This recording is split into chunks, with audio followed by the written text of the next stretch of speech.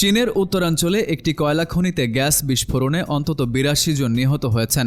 রাষ্ট্রীয় গণমাধ্যম জানিয়েছে এখনও উদ্ধার অভিযান চলছে এবং হতাহতের সংখ্যা আরও বাড়তে পারে। চীনের রাষ্ট্রীয় টেলিভিশন সিসিটিভি জানায় আরও অন্তত ৯ জন নিখোঁজ রয়েছেন। খনিটির ভেতরে কতজন আটকা পড়ে আছেন তা তাৎক্ষণিকভাবে নিশ্চিত হওয়া যায়নি। কর্তৃপক্ষ জানিয়েছে বিস্ফোরণের কারণ তদন্ত করা হচ্ছে। ঘটনাটি প্রেসিডেন্ট শি জিনপিংকে অবহিত করা হয়েছে। তিনি দ্রুত প্রয়োজনীয় ব্যবস্থা নিতে নির্দেশ দিয়েছেন।